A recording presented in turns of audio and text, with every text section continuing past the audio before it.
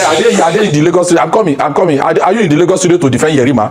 What Yerima did, what the former chief of naval staff did, are their actions are they legal? If a former chief of naval staff want to buy a land, you cannot do proper documentation to know whether you have been scammed or not. That is why under them, that's why we have everywhere under them, then under Buhari we have everywhere overrun by Boko Haram, ISWAP and the rest. That is the problem. I cannot, as a private citizen, I cannot want to buy a land in Abuja that will not follow the T's, I will not cross all the T's, I will not dot all the I's. Well, it's even on her head that a former chief of naval staff will buy a land that is not properly documented. Well, where do we hear that kind of a thing? It's on head. It's on head.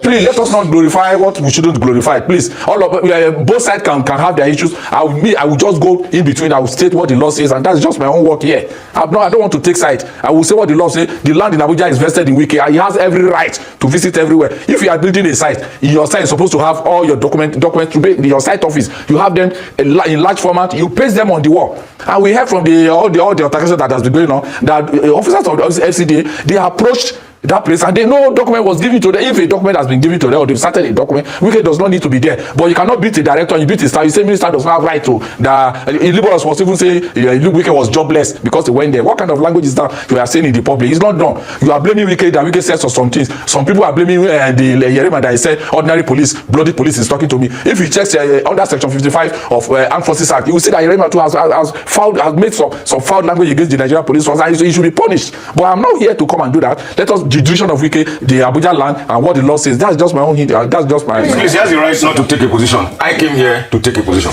If he doesn't want to take a position, that is clearly his business. I came here to take a position. And like Liborous was also saying, please, that we should not eulogize the military. Stating the fact is not eulogizing anybody. The truth of the matter, and I know, I've been here long enough to know, in 2 years' time I'll be 50 years old, that the military has served Nigeria better than politicians.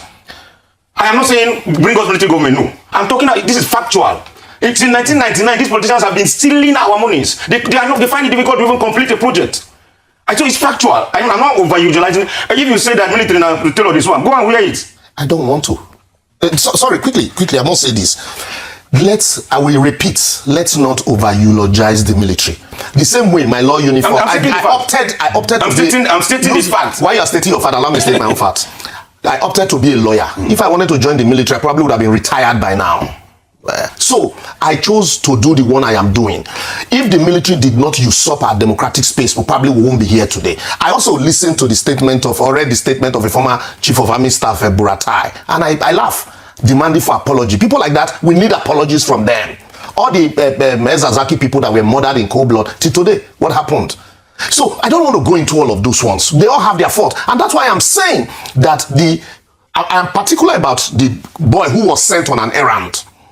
The people who sent him on that errand resorted to self-help illegally in as far as land transactions and land protection is concerned. Wike also did not give.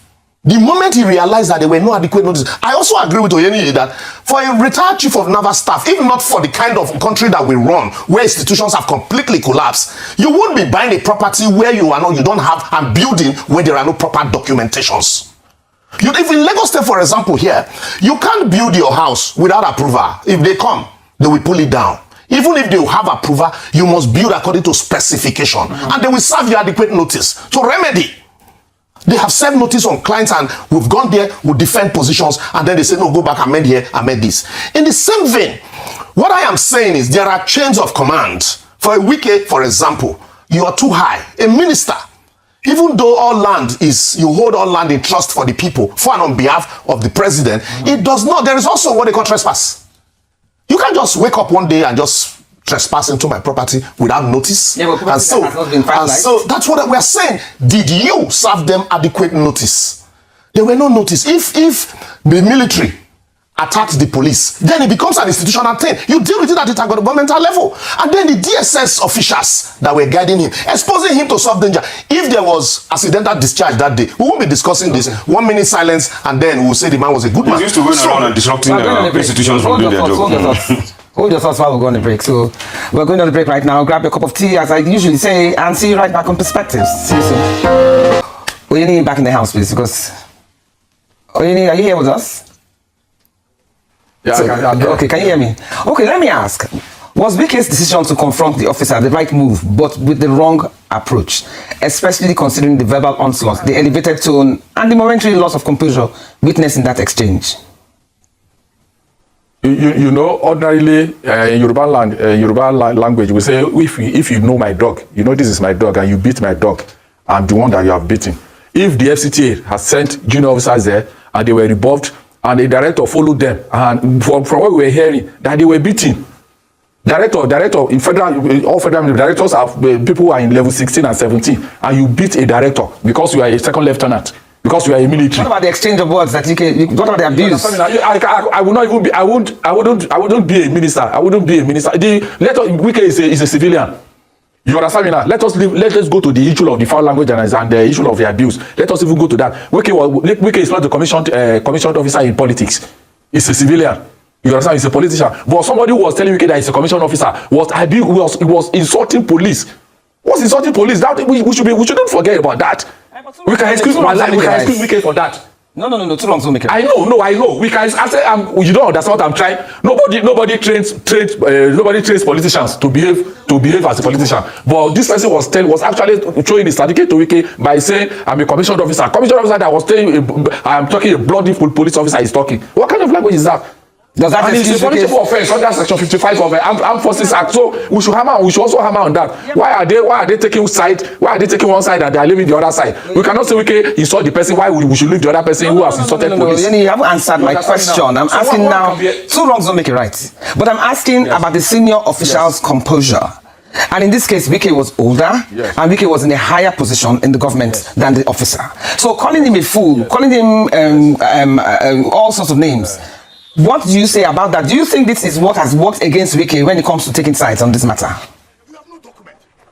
Maybe that is what has worked against the minister. Work against the minister. Automatically, if you look at this issue, we have different sides. We have people who are coming to this issue because they are in the opposition parties. We have people who are coming to this issue because they don't like Wike. We have people who are coming to this issue because they like the military. We have people who are coming to this issue because they are pro Wike. Are you getting that? So we have different sides. People are now saying the military cannot take command from Wike to withdraw from that place, where the same group of people that said in 2020, Lekki told that it was Lagos State Governor Tinubu that gave order to those soldiers to kill those youth.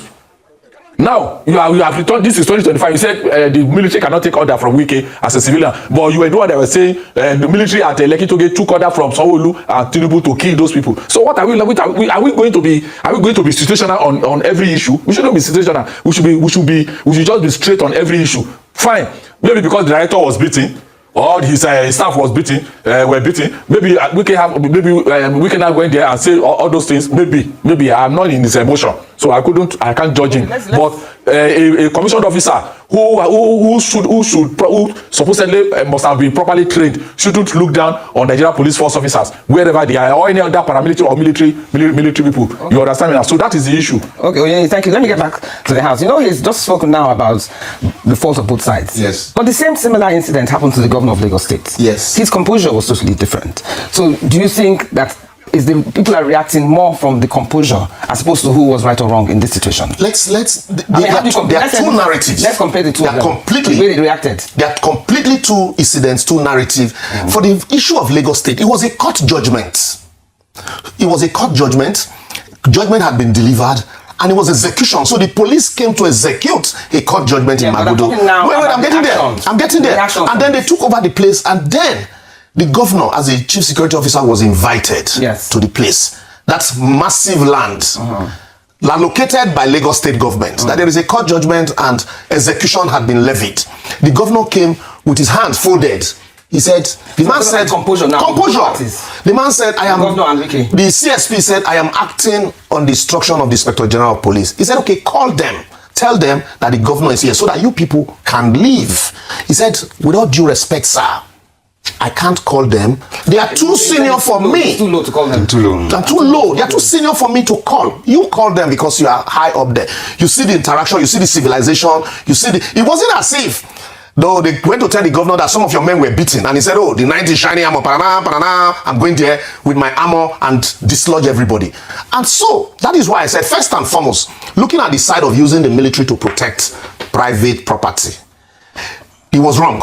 let's call a spade a spade. It is wrong. If you felt that there was threat, but also, like I said, I blame our judiciary. I blame our system. It's a collapse. And then also, that is why the banks